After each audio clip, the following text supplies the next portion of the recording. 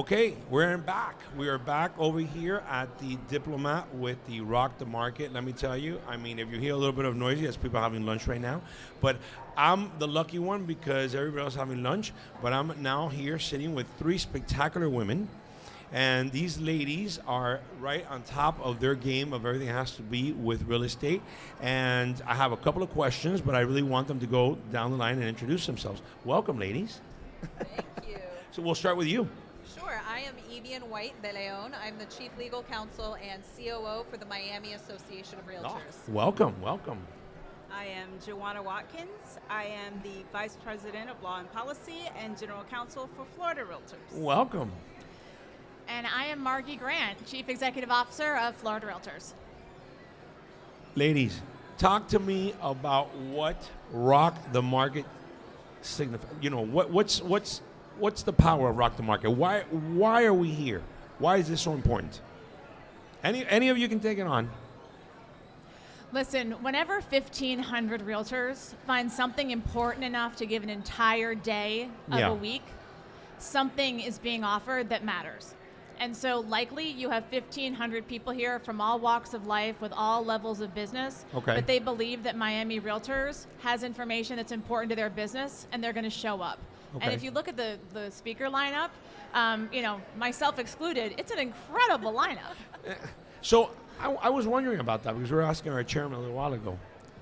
Are you guys excited for the speaker lineup? What is it you guys are looking from or for of the speakers? Yeah, look, this is the biggest event of the year for Miami Association of Realtors. It has been a hallmark event for years across the counties, yes, right? The Tri-County area.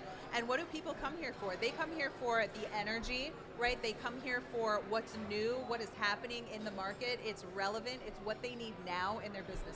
That's why they love it. And I mean, our watchers can't see what's going on behind us, right? Right. Well, we're going to show a little bit of yeah, we'll show. Okay, good. Yes. Because it is nonstop networking. People do not stay in their seats, and we love that about this event because that's what people want. They want to come here, they want to network, they want to do business, they want to get what's relevant to them now. They love it. We love it. You want to take a shot at that? Yeah, I mean, for me as the lawyer for Florida Realtors, I firmly believe that those that train remain, right? And so it's so important to bring these topics. I like that saying. Yeah. I mean, it's important to bring these topics to the members. The more information that they can gather here, the more risk that they can reduce in their businesses. Okay. What can we say about the Miami market? What can we say about, so I'm a fan of looking at all these, reality shows with the fact of, when the whole thing came out, right? The LA the New York one and this one. They really didn't focus on Miami. I didn't think we were very important at that time with Bravo. No, I don't want Bravo sending me any time, but we got a lawyer, but I don't want Bravo sending me anything. But we really weren't featured in the sense, and I felt like I'm saying, I think Miami is more of a diverse market than even New York, I would say sometimes. So what is it about Miami that you ladies feel that sets us a little bit apart from all these other guys? And I want all of you to answer. Yeah. Well, look, I'll start from the Miami perspective, right? Because we've got our friends at Florida, we've got Miami. And what sets us apart, I mean, it's Miami, right? Yeah. And when you say it's Miami, everybody knows. I feel like we need Will Smith in the background right now. Welcome to Miami. Okay. We've grown beyond that and better, right? And like when you say Miami, it means so much, especially now, right? And I'm a native. I am born and raised in the county of Dade. Love right? it. And so I've seen this evolution of Miami from, the 80s, right? I'll just say that, right? Yeah. From the 80s. I love the 80s. Now, I love the 80s too, right? To now, and it has grown. The members of this community have grown, and in such rich and wonderful ways. And if you look at it from a national perspective, right, like we're friendly to business, we're friendly to families. The weather speaks for itself, right? We share that in Florida, across Florida, right? We share so many of these, the business reasons behind it. People want to be here, and we're connected. We're a hop, skip, and a jump away from a whole other a set of countries, the Caribbean. I mean, there is. We are the hub. We are the hub. Right? We are the hub. Yeah. We're the hub. Yeah, I was at a legal summit in another state earlier this week, and they asked about the real estate market in Florida, and completely unsolicited, they asked about Miami, because the gentleman that I was speaking to was well clear on the fact that Miami's Realtor Association is larger than even their state association. Wow. And so the complexity of the issues that we see here in Miami, the market itself, the association, is even bigger than most states in realtor world. So, you know, Miami. That's interesting, by the way. Absolutely. It is its own entity, right, within the state of Florida. Listen, so, I love to say, what you just said for me, I do a parenthesis because I call us Miami, USA. Yeah. I think we're our own country. Sometimes when you really think about it, we're like Miami, USA. I mean, if they just cut right here, we float, Miami, USA. Think about it. It speaks for itself, and so, you know, It does. I love that he recognized culture-wise and the uniqueness of uniqueness. Miami. Yeah. Well, you know what they say. People don't come to Florida for the mountains. 100%. They come for our waterways. And There so you many go. people don't realize that as a state, we made a commitment almost 10 years ago to waterway cleanup and waterway preservation because it's so essential to the state's economy. And so, you know, Miami is a leader in that. And so when you just think about some of the most incredible issues that the state of Florida is behind, Democrats, Republicans, it's all about understanding the 100%. importance of our waterways. Yes. And obviously, you know, Miami's a peninsula and it's phenomenal. So whenever I think about that, I always just think, well, it's certainly not the mountains. It's certainly not the mountains. And we do have we can't say we have every, stage of weather here either. You know what I'm saying? We're like summer 365 days a year. Listen, when people talk about the seasons, I tell them we have mango season. And avocado. We have avocado season. And my least favorite is hurricane season. Yeah. You did not just say that out loud. They're going to hear you. It has been quiet. I know. It has been quiet. But at least we can moderate. We can monitor the whole hurricane situation. Are you kidding situation. me? I can tell you where a plane is or my iPhone is a million miles away, but I can't tell you when a hurricane is coming or where it's going to hit. I know. Yeah. I know. I know. We get confused with all the spaghetti strings that they'll go ahead and throw at us at one pasta, time. the pasta. It's like just throw it against the whole thing. There's no pasta this season. There is no hurricane season we're this good, year. We're It's good. not We're going to good. happen. Let's not call it out. So, and another thing, so I know a lot of people asked this prior, but everybody's opinion is different.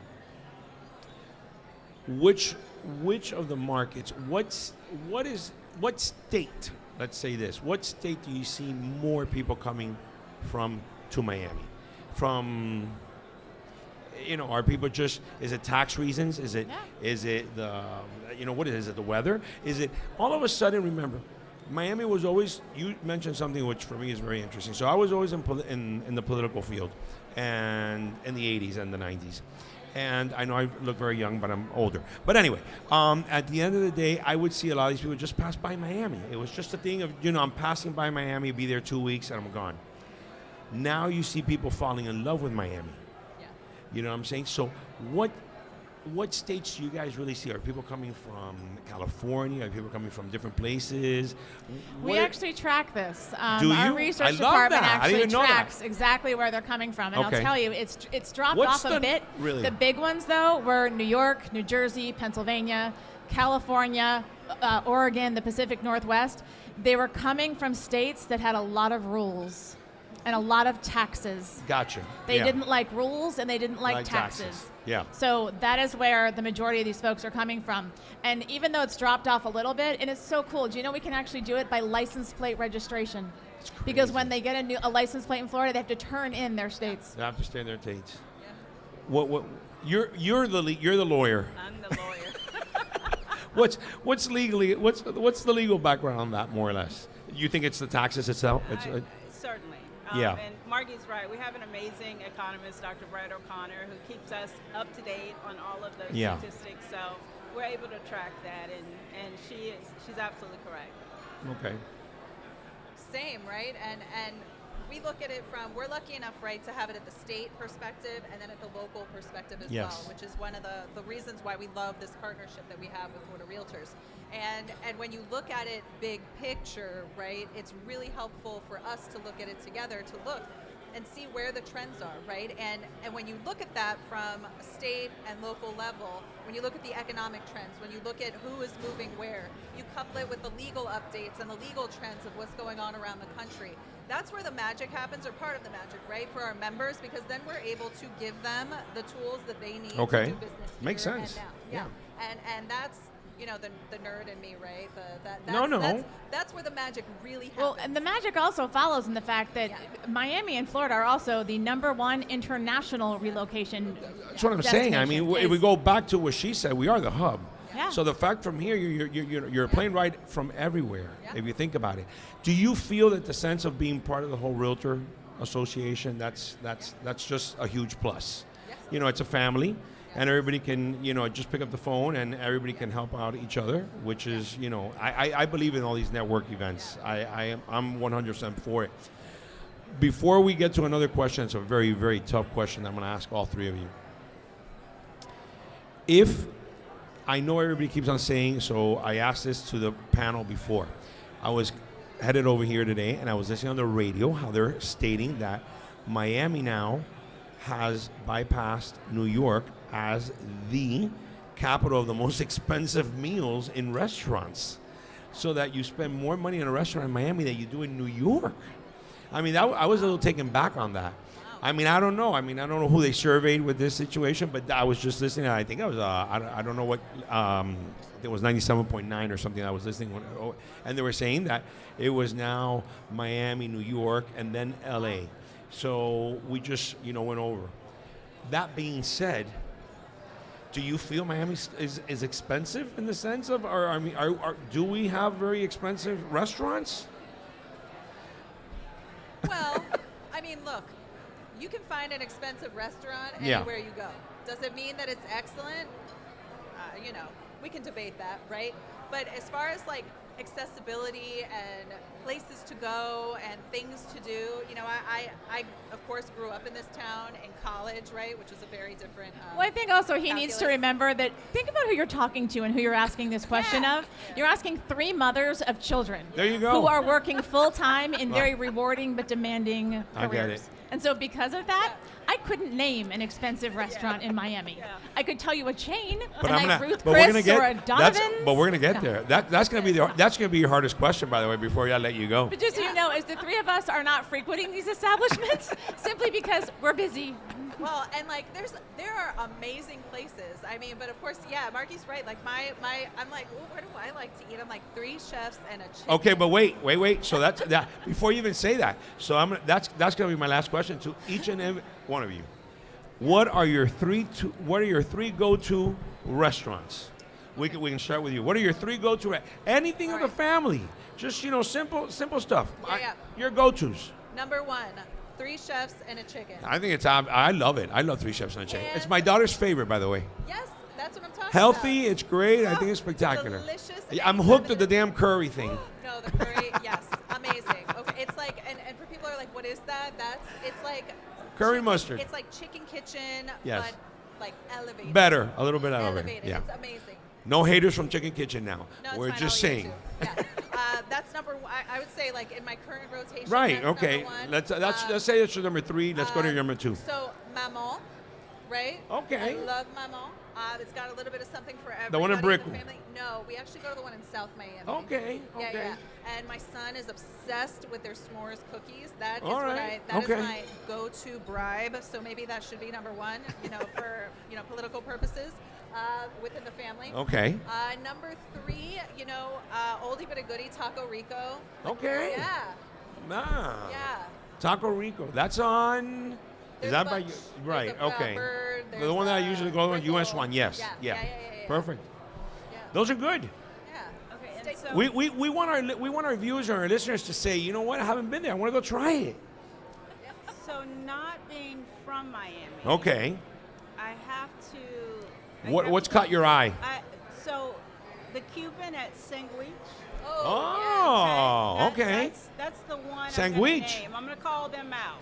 Okay. And the second the second is a meal, and I'm going to say from any good Caribbean restaurant. We love those. Anything jerk pork with rice where? and peas. Anywhere that serves it good. Okay. So I can't name a particular place all here right. in Miami. So those are my two. Okay. That's all I got for you. Okay. And I'm going to turn it over to Mark. So I dab in and out of Miami overnight. I'm not here very often. So if I am here long enough for a meal, wherever George Guerra brings me. Okay. Because he has the most impeccable taste in restaurants. Okay. I have never had a bad meal with him and his family. His wife, Denora, is probably the magic behind those decisions. So you're good. Oh, yeah. Trust me. You're good. I am never disappointed when I eat out in Miami, ever. You're good. That's perfect. Ladies, I thank you. And I think this has been wonderful. And I'm glad you guys, that we're here with you guys. And look forward to see our speakers now inside. Thank you so much. Appreciate it.